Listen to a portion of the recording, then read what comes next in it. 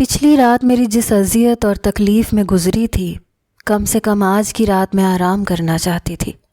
آخر ہم بھی تو انسان ہوتی ہیں، ہمارے بھی کچھ جذبات ہوتے ہیں، دل بھی ہوتا ہے ہمارے سینوں میں اور روح بھی، جو گھائل ہو جاتی ہے۔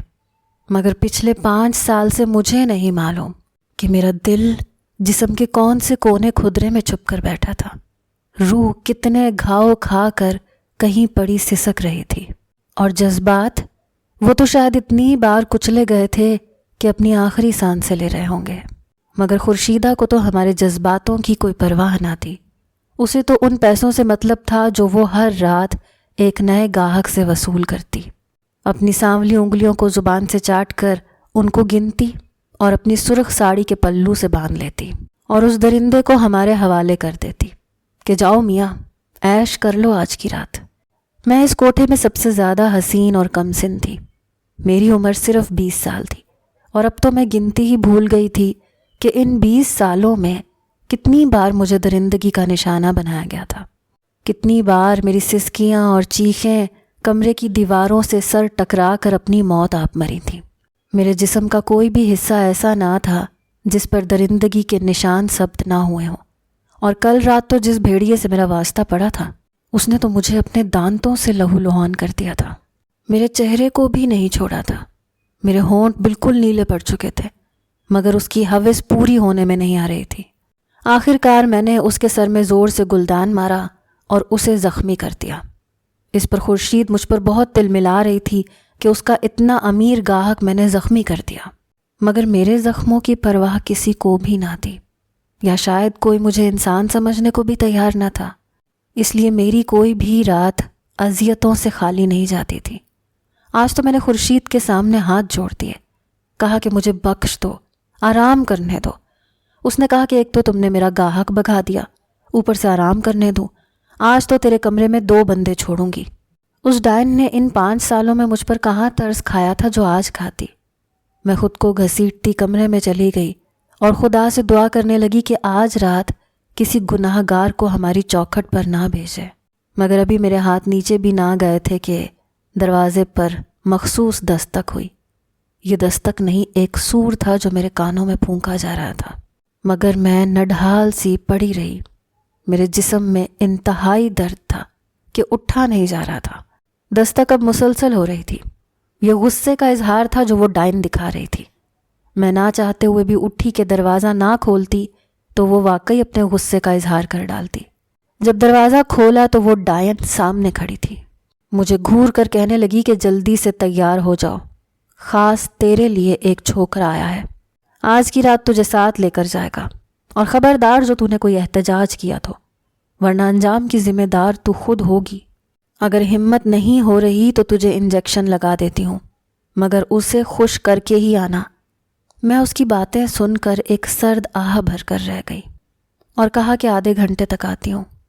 وہ یہ کہہ کر چلی گئی اور میں مرے مرے قدموں سے آنے والی بے پناہ اذیت کے لیے خود کو تیار کرنے لگی، کیونکہ جس رات مجھے کوئی گاہک لے جانے کے لیے آتا تھا، وہ رات میری اذیتیں عروج پر ہوتی تھیں۔ اتنی بھاری رقم ادا کر کے مجھے لے جانے والا مجھ سے وصولی بھی بہت بھاری لیتا تھا۔ اگر اس کا دل خود بھر جاتا تو اپنے درندے دوستوں کے حوالے کر دیتا، اس لیے مجھے مجبوراً انجیکشن لگانا پڑتا تاکہ نشے کی حالت میں مجھے کچھ بھی یاد نہ رہے اور اس اذیت میں کچھ تو کمی آئے۔ جب میں لڑکھڑاتی ہوئی نیچے آئی تو سامنے ایک خوش شکل سا نوجوان کھڑا تھا۔ دیکھنے میں تو وہ شریف خاندان کا لگتا تھا، مگر خیر، میں نے ایسے چہروں کے پیچھے بہت سے بھیڑیے چھپے دیکھے تھے، اس لیے بغیر اس کی شکل پر غور کیے اس کی گاڑی میں جا بیٹھی۔ میرا دماغ اب بالکل سن ہو رہا تھا۔ میں نے سیٹ پر سر ٹکا کر آنکھیں موند لیں۔ وہ گاڑی چلاتے ہوئے مجھ سے پوچھنے لگا کہ تمہارا نام کیا ہے؟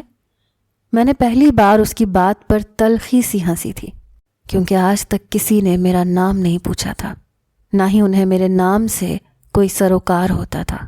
میں نے کہا جو تمہیں پسند ہے اسی نام سے مخاطب کر لو، کیونکہ میں خود اپنا نام بھول چکی ہوں۔ اس نے کہا کہ کوئی اپنا نام بھی بھولتا ہے کیا؟ میں نے کہا میں پچھلے 5 سال سے اپنا نام، اپنی پہچان، اپنی عزت، سب کچھ بھول چکی ہوں اور کھو چکی ہوں۔ اس لیے اب کچھ بھی فرق نہیں پڑتا۔ تم بھی مجھ سے زیادہ فری ہونے کی کوشش مت کرو، بس اپنا مطلب نکالو اور مجھے واپس وہیں پر چھوڑ دو۔ میرا نام عباد ہے اور میں لاہور کے ڈیفینس میں رہتا ہوں۔ چلو تمہیں اپنا گھر دکھاتا ہوں۔ میری بات کے جواب میں اس نے اپنا تعارف کروایا اور ایک عالی شان گھر کے سامنے اپنی گاڑی روک دی۔ میں اس کی بات کے جواب میں کچھ بھی نہیں بولی، بس خاموشی سے اترنے ہی والی تھی کہ اس نے فوراً نیچے اتر کر میری سائیڈ والا دروازہ کھولا۔ مجھے آج تک اتنی عزت کسی نے نہیں دی تھی، اس لیے میں تھوڑی سی کنفیوز ہوئی۔ ہم جیسی عورتوں کی عزت کوئی بھی نہیں کرتا، بس اپنا مطلب پورا کرتے ہیں اور کسی کوڑے دان میں پھینک کر چلے جاتے ہیں۔ اس لیے میرے ساتھ یہ پہلی دفعہ ہوا تھا کہ کسی نے مجھے یوں پروٹوکول دیا تھا، میرا نام بھی پوچھا تھا، لیکن پھر بھی میں جانتی تھی کہ تھوڑی ہی دیر بعد یہ اپنا وحشیانہ پن مجھے دکھائے گا اور چلتا کرے گا۔ اس لیے میں نے اس بات کو زیادہ سنجیدہ نہیں لیا اور اس کی ہمراہی میں چل پڑی۔ میرے قدم لڑکھڑا رہے تھے کیونکہ نشہ اب چڑھنے لگا تھا۔ میں اچانک سے گرنے لگی تو اس نے مجھے تھام لیا اور اپنی آغوش میں اٹھا کر مجھے بیڈ روم میں لے گیا، بیڈ پر لٹا دیا۔ کہا کہ کیا ضرورت تھی اتنی ڈوز لینے کی۔ اس کے لہجے میں فکر مندی سی تھی۔ میں نے کہا یہ نشہ ہی تو ہے جو میری اذیت اور تکلیف کا احساس مجھے نہیں ہونے دیتا، ورنہ ہوش و حواس میں تو میں اس قدر وحشیانہ پن کو سہ ہی نہیں سکتی، مر جاؤں گی۔ وہ میرے ساتھ بیٹھ گیا، افسوس سے مجھے دیکھنے لگا، کہنے لگا بے فکر رہو، میں اتنا سنگ دل نہیں ہوں، اس لیے ریلیکس ہو کر بیٹھو، ہمیں ابھی بہت ساری باتیں کرنا ہے۔ میں نے کہا میں نے ہمیشہ مرد کو سنگ دل ہی دیکھا ہے، جب سے ہوش سنبھالا اپنے باپ کا ظلم سہا۔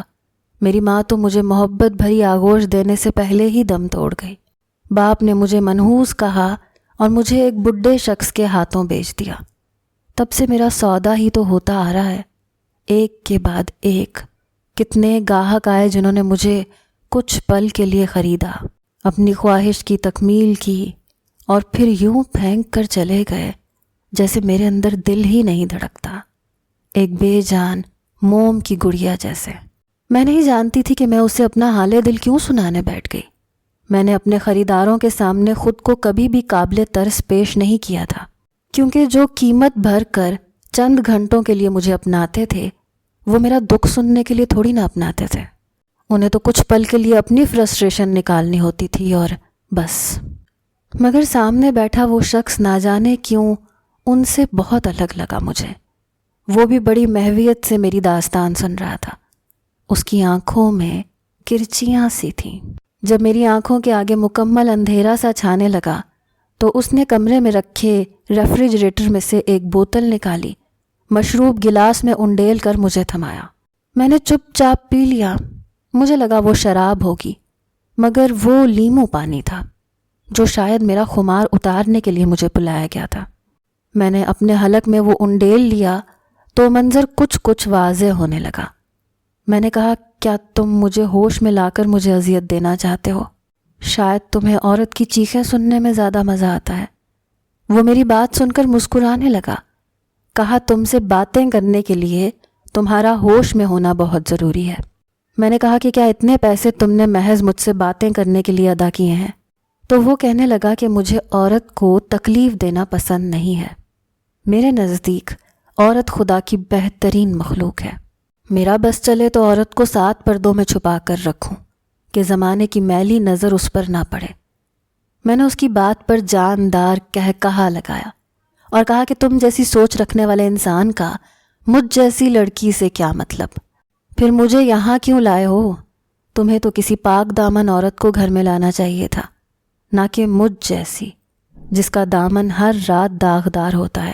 اس نے کہا کہ میرے نزدیک تم بھی ایک قابل احترام عورت ہو، کیونکہ یہ سب تم اپنی مرضی سے نہیں کرتی، تم سے یہ سب کچھ زبردستی کرنے پر اکسایا جاتا ہے۔ تمہاری خواہش ہے کہ تم بھی ایک گھر کی زینت بنو، تمہارا شوہر تمہیں 7 پردوں میں چھپا کر رکھے۔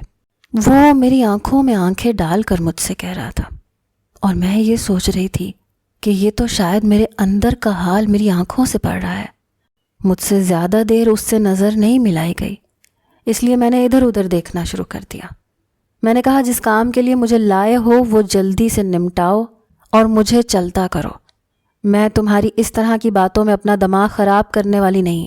میرا نشہ مکمل طور پر اتر چکا تھا، مگر وہ بجائے میرے قریب آنے کے اٹھ کر الماری میں سے کپڑے نکالنے لگا اور واش روم میں چلا گیا۔ مجھے لگا شاید وہ میرے قریب آنے سے پہلے فریش ہونا چاہتا ہے۔ میں بیڈ کے کراؤن سے سر رکھے آنکھیں موند کر لیٹ گئی۔ مجھے نیند بہت زیادہ آ رہی تھی، لیکن میں سونا نہیں چاہتی تھی، اس لیے اس کا انتظار کرنے لگی۔ جب وہ شاور لے کر نکلا تو اس کے گیلے بال اور گیلا جسم شرٹ کو بھی گیلا کر گیا۔ میں ٹک ٹکی باندھ کر اس کو دیکھنے لگی۔ وہ کافی ہینڈسم اور خوبصورت جوان تھا۔ آج تک میرا جتنے بھی لوگوں سے پالا پڑا تھا، زیادہ تر وہ 50 سال کے لگ بھگ ہوتے تھے، جو اپنی بیویوں کے ستائے ہوئے گھر سے نکلتے تھے اور اپنی ساری فرسٹریشن مجھ پر نکالتے تھے۔ کوئی بڈھا تو اپنے آفس کے ورکرز کا غصہ مجھ پر اتار کر چلا جاتا تھا۔ ان میں سے کوئی بھی مجھے انسان نہیں سمجھتا تھا، نہ ہی میں نے آج تک کسی کو جی بھر کر دیکھا تھا۔ لیکن یہ نوجوان بہت پرکشش تھا، اس پر سے نظریں ہٹانا مشکل ہو رہا تھا۔ خیر، وہ جتنا بھی پرکشش تھا، اس کی حیوانیت کا اندازہ ابھی مجھے ہونے والا تھا، اس لیے مجھے اس کی شخصیت میں دلچسپی لینے کی زیادہ ضرورت نہیں تھی۔ اس نے کہا کہ شاید تمہارے سر میں درد ہو رہا ہے، اس لیے میں تمہیں کافی بنا کر پلاتا ہوں، تم فریش ہو جاؤ تب تک۔ یہ کہہ کر وہ کمرے سے نکل گیا، لیکن میں اپنی جگہ پر بیٹھی رہی، کیونکہ میں گھر سے ساری تیاری کر کے آئی تھی۔ میں نے کمرے کا تفصیلی جائزہ لیا۔ اس کا کمرہ انتہائی نفیس اور سادہ تھا۔ نہ وہ شکل سے کوئی لوفر اور بد چلن انسان لگتا تھا، اور نہ ہی اس کے کمرے میں کوئی ایسی چیز تھی جو اس کے غلط کردار یا غلط دلچسپیوں کا مظاہرہ کرتی۔ کمرے میں ایک الماری تھی جس میں جا بجا موٹی موٹی کتابیں پڑی ہوئی تھیں۔ یوں لگتا تھا جیسے وہ کوئی کتابی کیڑا ہے اور اپنا زیادہ تر وقت کتابیں پڑھنے میں گزارتا ہے۔ پتہ نہیں اس طرح کا کتابی انسان میرے پیچھے کیوں پڑ گیا۔ مجھے شدت سے اس سوال کے جواب کا انتظار تھا۔ اچانک کمرے کا دروازہ کھلا۔ وہ کافی کے 2 کپ لے کر میرے قریب بیڈ کے قریب ایک کرسی پر بیٹھ گیا اور ایک کپ مجھے پکڑا کر دوسرا کپ اپنے ہونٹوں سے لگا لیا۔ آدھی رات سے زیادہ بیت چکی تھی اور اس کے ارادوں کا ابھی تک مجھے کچھ پتہ نہیں چل رہا تھا کہ وہ کیا چاہتا ہے۔ میں نے کافی کا گھونٹ بھرا تو کافی کافی زیادہ مزیدار تھی۔ اس نے کہا، تم کب سے اس قید خانے میں ہو؟ کیا تم نے وہاں سے نکلنے کی کوئی کوشش نہیں کی؟ میں نے کہا کہ ایک بار لڑکی وہاں چلی جائے اور اپنی عزت گنوا بیٹھے تو پھر چاہے وہ وہاں سے نکل بھی جائے تب بھی اس کو کوئی ٹھکانہ دینے والا نہیں ہوتا، کیونکہ شرافت کا لبادہ اوڑھنے والے لوگ ان لوگوں سے زیادہ خطرناک ہوتے ہیں جو اس طرح کے کام کرتے ہیں، اور مجھ جیسی بد چلن لڑکیوں کو دیکھ کر وہ یوں منہ موڑ لیتے ہیں جیسے کوئی اچھوت کی مریض دیکھ لی ہو۔ حالانکہ یہی شریف لوگ رات کو ہمارے کوٹھے پر موجود ہوتے ہیں اور تب ہم ان کو بری نہیں لگتی۔ یہ دنیا بھی بہت عجیب ہے اور اس میں رہنے والے لوگ بہت دوغلے اور منافق ہیں۔ اس نے کہا کہ تمہاری سوچ کافی فلسفیانہ ہے، مگر ہر مرد ایک جیسا نہیں ہوتا۔ میں نے معنی خیز نظروں سے اس کو دیکھا اور پوچھا کہ تم میں اور ان میں کیا فرق ہے؟ تم بھی تو رات کے وقت میری اتنی قیمت ادا کر کے مجھے یہاں پر لائے ہو۔ اس نے کہا، میں تمہیں کسی اور مقصد کے لیے یہاں پر لایا ہوں۔ میں اب اس کی بات پر چونک گئی، کیونکہ اگر اس نے مجھ سے اپنی ہوس پوری کرنی ہوتی تو کب کا کر چکا ہوتا، کیونکہ مجھے یہاں پر آئے ہوئے تو کافی دیر ہو چکی تھی اور اس نے مجھے چھوا تک نہ تھا۔ اس نے کہا کہ میں تمہاری مدد کرنا چاہتا ہوں، اور تم جیسی مظلوم اور بے سہارا لڑکیوں کی بھی، جو حالات کی ستائی ہوئی وہاں پر بھیجی جاتی ہیں۔ میں نے کہا، تم میری کیا مدد کرو گے؟ میں خود اپنی مدد نہیں کرنا چاہتی، اور نہ ہی میری جیسی لڑکیاں جو اپنی عزت گنوا بیٹھتی ہیں۔ اس دنیا میں سب سے قیمتی چیز انسان کے پاس، خاص کر ایک عورت کے پاس، عزت ہی تو ہوتی ہے۔ اگر وہ بھی گنوا بیٹھے تو اس دنیا میں کوئی بھی شریف لڑکا اسے اپنانے کو تیار نہیں ہوتا۔ تو پھر اچھا ہی ہے نا، دنیا کے دھکے ٹھڈے کھانے کے بجائے ہم وہاں کوٹھے پر بیٹھی رہیں، کیونکہ ہم جیسی لڑکیوں کو معاشرہ قبول نہیں کرتا، چاہے ہم زبردستی وہاں لائی گئی ہوں یا اپنی خوشی سے۔ اس نے کہا کہ میں نے تم سے کہا ہے نا، ہر مرد ایک جیسا نہیں ہوتا. شاید تمہارا پالا مجھ جیسے مرد سے آج تک نہیں پڑا، اس لیے تم ایسی باتیں کر رہی ہو. لیکن فکر مت کرو، بہت جلدی تمہاری سوچ بدل جائے گی. میں نے کہا تم مجھ سے کیا چاہتے ہو؟ اس نے کہا کہ پہلے تمہیں اعتماد میں لینا ضروری ہے، پھر ہی میں تمہیں بتاؤں گا کہ میں تم سے کیا چاہتا ہوں. میں نے کہا میرا اعتماد تم کیسے جیت سکتے ہو جبکہ ہم پہلی بار ملے ہیں؟ اس نے کہا میں ایک نظر میں اگلے بندے کو پہچان لیتا ہوں کہ یہ قابل بھروسہ ہے یا نہیں، اور مجھے تم قابل بھروسہ لگی ہو، اسی لیے میں تمہیں یہاں پر لایا ہوں.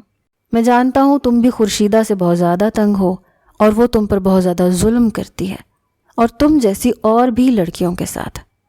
تم نہیں جانتی کہ یہ عورت کتنی خطرناک ہے. اس کی ایسے ایسے لوگوں کے ساتھ تعلقات ہیں جو لڑکیوں کو اسمگل کرتے ہیں اور ایسے ٹھکانوں پر لاتے ہیں اور ان سے غلط کام کرواتے ہیں.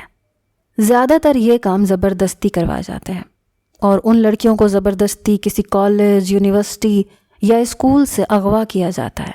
یا کوئی حالات کی ستائی ہوئی گھر سے بھاگتی ہوئی لڑکیاں ہوتی ہیں جن کو ان کے عاشق کم قیمت پر فروخت کر دیتے ہیں. وہ عاشق جو ان کے ساتھ محبت کے دعوے دار ہوتے ہیں اور شادی کرنے کے خواب دکھاتے ہیں، پھر ان کو ان ظالم لوگوں کے ہاتھوں بیچ دیتے ہیں. میں اس گینگ کے سردار تک پہنچنا چاہتا ہوں، اور اس میں تم میری مدد کرو گی، کیونکہ وہ خورشیدہ سے کافی قریبی تعلق رکھتا ہے اور وہ اکثر ہی اس سے ملنے آتا جاتا ہے. خورشیدہ اکثر لڑکیاں اسی سے لیتی ہے. اگر تم اس کے بارے میں کچھ بھی جانتی ہو تو مجھے بتا دو، اگر نہیں جانتی ہو تو مجھے پتہ کر کے دے دو. میں تمہیں منہ مانگی قیمت دینے کو تیار ہوں، بلکہ تمہاری من پسند زندگی تمہیں دینے کو تیار ہوں، کیونکہ تم مجھے بہت معصوم اور قابل احترام عورت لگتی ہو. میں چاہتا ہوں تمہیں اس دلدل سے نکالوں، اور تم جیسی ایسی اور بھی بہت سی مظلوم لڑکیوں کو وہاں سے نکالوں. ان کے گینگ کے سردار تک پہنچ کر ہی میں یہ کام کر سکتا ہوں. میں اس کو ہونکوں کی طرح دیکھ رہی تھی. میں نے کہا اتنا بڑا کام ہے یہ، میں کیسے کر سکتی ہوں، اور تم مجھ پر کیسے بھروسہ کر سکتے ہو؟ کیا پتہ میں وہاں سے جاتے ہی خورشیدہ کو سب کچھ سچ سچ بتا دوں. اس نے کہا کہ تم ایسا بالکل بھی نہیں کرو گی. میں جانتا ہوں، میں تمہارے اندر تک کا حال اچھی طرح سے جانتا ہوں. میں کافی عرصے سے تمہیں مانیٹر کر رہا ہوں. اگر تم ایسی لڑکی ہوتی تو میں کبھی بھی تمہیں یہاں اپنی پرسنل جگہ پر نہ لے کر آتا. میں نے کہا کون ہو تم اور یہ سب کیوں کرنا چاہتے ہو؟ تمہیں یہ سب کر کے کیا حاصل ہو جائے گا؟ اس نے کہا میں ایک انٹیلیجنس آفیسر ہوں اور میرا مشن یہی ہے جو تمہیں بتا چکا ہوں. اب میں سمجھی تھی کہ اس کے کمرے میں اتنی بھاری بھرکم کتابیں کیوں رکھی ہوئی تھیں. میں نے کہا میں ایسا کچھ بھی نہیں کر سکتی. اس نے کہا کہ تمہیں اندازہ بھی نہیں ہے کہ تمہارے ساتھ آگے کیا ہونے جا رہا ہے. اس کی یہ بات سن کر میری ریڑھ کی ہڈی میں سنسنی سی دوڑ گئی. میں نے کہا مجھے ڈرانے دھمکانے کی ضرورت نہیں ہے، مجھے بس تم گھر چھوڑ دو. اس نے کہا کہ مجھے اپنے سراغ رساؤں سے پتہ چلا ہے کہ بہت جلد خورشیدہ اپنے کوٹھے کی خوبصورت لڑکیاں اسی گینگ کے سردار کو بیچنے کا ارادہ رکھتی ہے، اور ان لڑکیوں میں تم بھی شامل ہو. اور پتہ ہے کہ وہ لوگ ان لڑکیوں کے ساتھ کیا کرتے ہیں؟ تم سوچ بھی نہیں سکتی اس اذیت کو جس سے تم گزر سکتی ہو، اور میں تمہیں اس سے بچا سکتا ہوں. میں اس کی بات سن کر پوری طرح سہم گئی. ویسے تو میں شروع سے ہی اذیتیں سہتی آ رہی تھی. میں اس لفظ سے نا واقف نہیں تھی اور نہ ہی اس تکلیف سے جو مجھے سہنی پڑتی تھی. لیکن میں یہ بھی جانتی تھی کہ اگر ایک بار لڑکی گینگ کے ہاتھ آ جائے تو اس کے ساتھ کیا کیا جاتا ہے. وہ لوگ اس لڑکی کو کھلونا بنا کر کھیلتے تھے اور پھر بری طرح سے رون دیتے تھے. جب وہ مکمل طور پر اسے اپنی ہوس کا نشانہ بنا لیتے اور وہ لڑکی بالکل ہی بے جان ہو جاتی تو پھر اس کو قتل بھی کر دیتے تھے. میں نے کہا کہ میں تمہاری مدد کرنے کے لیے تیار ہوں، بتاؤ مجھے کیا کرنا ہوگا. اس نے کہا کہ اگلے ہفتے میں کسی بھی رات وہ ڈاکوؤں کا سردار ان لڑکیوں کے سودے کے لیے تمہاری میڈم سے ملے گا. تم نے اسی وقت مجھے اطلاع دینی ہے تاکہ ہم موقع پر وہاں ریڈ کر سکیں. میں نے کہا میرے پاس کوئی موبائل فون نہیں ہے جس پر میں تمہیں اطلاع دوں، اور نہ ہی ہمیں رکھنے کی اجازت ہے. اس نے میری کلائی میں ایک بریسلٹ پہنا دیا. وہ بریسلٹ بہت ہی زیادہ خوبصورت تھا. ایک ننھی سی چین میری پوری کلائی کے گھیرے میں تھی اور اس کے نکڑ پر ایک چھوٹا سا دل بنا ہوا تھا. اس نے کہا کہ جب بھی وہ سردار وہاں پہنچے تو اس دل پر موجود ایک چھوٹا سا بٹن ہے، اس کو دبا دینا، مجھ تک سگنل پہنچ جائے گا، اور اس بریسلٹ کو اپنی میڈم سے چھپا کے رکھنا۔ میں نے حامی بھر لی۔ اس نے کہا کہ اب تم چاہو تو آرام کر سکتی ہو، میں دوسرے کمرے میں چلا جاتا ہوں، صبح تمہیں وہاں پر چھوڑ جاؤں گا۔ یہ کہہ کر وہ اپنے کمرے سے چلا گیا اور میں وہ بریسلٹ بڑے غور سے دیکھنے لگی جو میری کلائی میں بندھا ہوا تھا، اور شاید وہی میری آزادی کا پروانہ بھی تھا۔ اگلی صبح وہ مجھے واپس وہیں پر چھوڑ گیا۔ اس کے جانے کے بعد مجھے لگا کہ شاید اب میں یہاں اس کوٹھے میں زیادہ دیر تک نہیں رہ سکتی، شاید میری تمام اذیتوں کا ازالہ ہونے والا ہے۔ وہ جاتے ہوئے اس میڈم کو کہہ کر گیا تھا کہ اس لڑکی کو کوئی بھی ہاتھ نہیں لگائے گا، کیونکہ ہر رات کی پیمنٹ میں آپ کو ایڈوانس میں دے رہا ہوں۔ یہ 1 ہفتے کے لیے صرف میری ہے، اس کو کوئی بھی نہیں چھوئے گا۔ روز میری گاڑی آئے گی اور اس کو لے کر جائے گی۔ خورشید اس کی بات سن کر کافی زیادہ خوش ہو گئی، کیونکہ جو قیمت وہ میری ادا کر رہا تھا وہ بہت زیادہ تھی۔ اس نے بنا چوں چرا اس سے پیسے وصول کیے، اور اب میں پوری طرح سے اس نوجوان سے متاثر ہو چکی تھی جس نے اپنا نام عباد بتایا تھا۔ وہ نہ صرف مجھے یہاں سے آزاد کروانا چاہتا تھا بلکہ میرا محافظ بھی بننا چاہتا تھا۔ زندگی میں پہلی دفعہ کسی نے میری یوں پرواہ کی تھی اور میری آنکھیں بھر آئی تھیں، ورنہ آج تک تو کسی نے مجھے انسان بھی نہیں سمجھا تھا۔ کم از کم اس نے مجھے ایک قابل احترام عورت سمجھا جو اپنی مجبوری میں بار بار اپنی عزت کا سودا کر رہی تھی۔ اب میں ہر وقت خورشید بیگم کے آس پاس منڈلاتی رہتی۔ وہ اپنے خاص مہمانوں کو اپنی بیٹھک میں بٹھاتی تھی، وہیں پر ان سے بات چیت کرتی تھی۔ میں ہر رات کو تیار ہو کر اس کی بھیجی گئی گاڑی میں بیٹھ جاتی اور اس کے گھر چلی جاتی۔ اس کو ساری صورتحال سے آگاہ کرتی کہ آج کون کون کوٹھے پر آیا تھا، کیا کیا ہوا تھا۔ وہ میری ساری باتیں غور سے سنتا اور مجھے آرام کرنے کا کہہ کر کمرے سے نکل جاتا۔ یوں آج ہفتے کا آخری دن تھا اور میں پہلے سے زیادہ محتاط تھی۔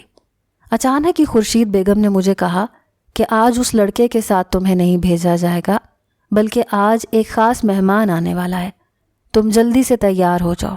تمہارے ساتھ میں چند دوسری لڑکیوں کو بھی بھیج رہی ہوں۔ میرے دماغ نے خطرے کی گھنٹی بجا دی۔ میں نے کہا کہ آج تو مجھے وہیں جانا ہے، کیونکہ اس نے پورے ہفتے کی پیمنٹ آپ کو کی تھی۔ اس نے کہا کہ مجھ سے زیادہ بحث نہ کرو، جو کہا ہے وہ کرو۔ وہ غصے سے گویا ہوئی اور وہاں سے چلی گئی۔ میں پوری طرح چوکنا ہو گئی۔ یقیناً وہی سردار آنے والا تھا، کیونکہ خورشید بیگم کی تیاریاں عروج پر تھیں۔ اس نے اپنی بیٹھک میں بھی کسی کو آنے سے منع کر دیا تھا۔ پھر اچانک ہی باہر کافی زیادہ گاڑیاں رکنے کی آواز سنائی دی اور وہ جلدی سے اپنی بیٹھک میں چلی گئی، جہاں پر اس نے ہم لڑکیوں کی ڈیل کرنی تھی۔ میں نے اپنی کلائی پر سے کپڑا ہٹایا اور بریسلٹ میں موجود بٹن کو دبا دیا۔ اب میرا کام ہو چکا تھا۔ اب بات کے کہنے کے مطابق انہوں نے آدھے گھنٹے کے اندر اندر وہاں پہنچ جانا تھا اور ان سب کو رنگے ہاتھوں پکڑ لینا تھا۔ میں اپنے کمرے میں چلی گئی، دروازہ بند کر دیا۔ میرا دل زور سے دھڑک رہا تھا۔ زندگی میں پہلی دفعہ مجھے صحیح معنوں میں آزادی کی اہمیت کا اندازہ ہوا تھا۔ میں دل میں بہت ہی زیادہ پرجوش ہو رہی تھی کہ میں بہت جلد یہاں سے آزاد ہونے والی ہوں، کیونکہ عباد نے مجھ سے وعدہ کیا تھا کہ وہ مجھے میری آزادی اور میری من چاہی زندگی دلوائے گا، جس پر میرا پورا حق ہے۔ ٹھیک آدھے گھنٹے کے بعد باہر گاڑیوں کے سائرن سنائی دینے لگے، جو کہ پولیس موبائل کی تھیں۔ میں نے کھڑکی سے پردہ ہٹا کر دیکھا تو باہر بہت ساری پولیس کی گاڑیاں کھڑی تھیں۔ انہوں نے کوٹھے کو چاروں طرف سے گھیر لیا تھا۔ سب سے پہلی گاڑی میں سے عباد باہر نکلا، جس نے اپنا پروفیشنل لباس پہنا ہوا تھا۔ اس کے ہاتھ میں پسٹل تھا اور وہ کوٹھے کے اندر داخل ہو چکا تھا اپنے محافظوں کے ساتھ۔ انہوں نے آتے ساتھ ہی بیٹھک پر دھاوا بول دیا۔ میرے دیکھتے ہی دیکھتے وہ خورشید بیگم اور سردار کو ہتھ کڑی پہنا کر باہر لے آیا۔ ان کے چہرے پر ہوائیاں اڑ رہی تھیں، یوں جیسے ان کی کسی نے مخبری کر دی ہو، پر انہیں کیا پتا تھا کہ مخبری کرنے والی کوئی اور نہیں بلکہ انہی کے کوٹھے کی ایک لڑکی ہوگی۔ مجھے خورشید بیگم کی حالت دیکھ کر پہلی بار زندگی میں خوشی محسوس ہوئی تھی۔ اس عورت نے مجھے برباد کر کے رکھ دیا تھا، اب اس کی بربادی کا وقت آ گیا تھا۔ ان کا سردار عباد کو دھمکیاں دے رہا تھا کہ تمہیں تو میں دیکھ لوں گا، تمہاری ہمت کیسے ہوئی مجھے ہتھ کڑی پہنانے کی۔ عباد نے ایک گھونسا اس کے منہ پر جڑ دیا، کہا کہ اب تم ساری زندگی جیل میں سڑو گے، کیونکہ تم پر اتنے زیادہ کیسز ہیں کہ تمہارا نکلنا ناممکن ہے۔ وہ اسے لے جا کر گاڑی میں بٹھا چکا تھا۔ ایک لیڈی پولیس آفیسر نے سارے کمروں کی تلاشی لی، ان لڑکیوں کو باہر نکالا جو اس درندگی کا نشانہ بنتی آ رہی تھیں۔ ہم سب کو ایک بڑی سی گاڑی میں بٹھا دیا گیا جو کہ پولیس موبائل تھی۔ سب لڑکیاں خوفزدہ تھیں کہ نہ جانے ان کے ساتھ کیا ہوگا، لیکن میں مطمئن سی بیٹھی ہوئی تھی۔ ہم سے پوچھ گچھ کی گئی اور پھر ہم سے پوچھا گیا کہ ہم لوگ کہاں سے لائی گئی ہیں اور کہاں جانا چاہتی ہیں، پر کسی بھی لڑکی کے پاس کوئی بھی ٹھکانہ نہیں تھا۔ سب لوگ ایک دوسرے کا منہ دیکھنے لگی کہ ہم کہاں جائیں گی۔ پھر پولیس والوں نے ان ساری لڑکیوں کو ایک دارالامان میں بھیج دیا، جن میں بھی شامل تھی۔ ہمیں ایک گاڑی میں بٹھا کر دارالامان کی طرف روانہ کر دیا گیا، مگر گاڑی میں بیٹھتے ہی گاڑی کا دروازہ کسی نے کھولا۔ وہ عباد تھا۔ اس نے میرا بازو پکڑ کر مجھے باہر نکالا، کہا کہ تم میرے ساتھ چلو گی۔ وہ اس کیس کا انچارج تھا، اس لیے اس سے کسی نے کوئی سوال نہیں کیا۔ اس نے مجھے اپنی گاڑی میں بٹھایا، فرنٹ سیٹ پر خود بیٹھ کر گاڑی چلانے لگا۔ اس نے کہا کہ تمہاری وجہ سے آج میں اس سردار تک جا پہنچا ہوں جس کی تلاش مجھے کب سے تھی۔ میں تمہارا جتنا بھی شکریہ ادا کروں کم ہے، کیونکہ اس کیس میں تم نے میری سب سے زیادہ مدد کی ہے۔ میں نے کہا کہ میں نے تو بس تمہیں بتایا ہے، میرا کوئی کمال نہیں، سارا کمال تمہارا ہی ہے۔ آج تمہاری وجہ سے مجھ جیسی کتنی مظلوم لڑکیاں اس قید خانے سے آزاد ہو چکی ہیں۔ ہم سب کو تمہارا شکریہ ادا کرنا چاہیے۔ وہ میری بات سن کر مسکرا دیا۔ اس نے کہا کہ چلو حساب برابر ہوا۔ میں نے کہا اب میں کہاں جاؤں گی؟ اس نے کہا جہاں تمہیں ہونا چاہیے۔ میں نے کہا کیا مطلب؟ وہ مجھے اپنے گھر لے گیا، کہا کہ تم اس گھر میں رہ سکتی ہو۔ میں نے کہا کس تعلق اور رشتے سے؟ میں اس طرح کسی اجنبی کے گھر میں نہیں رہ سکتی، تم مجھے دارالامان میں ہی چھوڑ دو باقی لڑکیوں کے ساتھ۔ اس نے کہا کہ میں نے تم سے وعدہ کیا تھا، میں تمہیں اکیلا نہیں چھوڑوں گا۔ اس کی اگلی بات نے تو مجھے شدید حیرت میں مبتلا کر دیا۔ بھلا مجھ جیسی لڑکی سے کوئی اس طرح کا سوال بھی کیسے کر سکتا ہے؟ اس نے کہا کہ کیا تم میری تنہائیوں کی ساتھی بنو گی؟ کیا میں تمہیں اپنی زندگی میں حلال طریقے سے شامل کر سکتا ہوں؟ اور میں اس کے سوال پر ایسے تھی جیسے نمک کا مجسمہ ہو۔ بھلا مجھ جیسی داغدار لڑکی اس قابل ہو سکتی تھی کہ عباد جیسے وجیح انسان کی زندگی میں شامل ہو سکے؟ میں نے تو کبھی خواب میں بھی نہیں سوچا تھا کہ کوئی مجھے اپنی زندگی میں جائز طریقے سے شامل کرنا چاہے گا۔ میں نے تو یہ خام خیالی کب کی چھوڑ دی تھی۔ مگر یوں اس نے اچانک سے مجھ سے پوچھا کہ میری تو زبان ہی ساکت ہو گئی۔ کیا تم مجھ سے مخاطب ہو؟ میں نے اس کے سوال پر الٹا سوال کر ڈالا تو وہ ہنسنے لگا، کہا کہ نہیں، اس گھر میں چڑیلیں رہتی ہیں جو صرف مجھے نظر آتی ہیں، میں ان سے مخاطب ہوں۔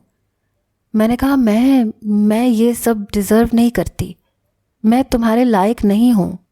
تمہاری زندگی میں کسی انچھوئی عورت کو شامل ہونا چاہیے، نہ کہ مجھے، جس کے جسم کا کوئی عضو ایسا نہیں جسے کسی مرد نے نہ چھوا ہو۔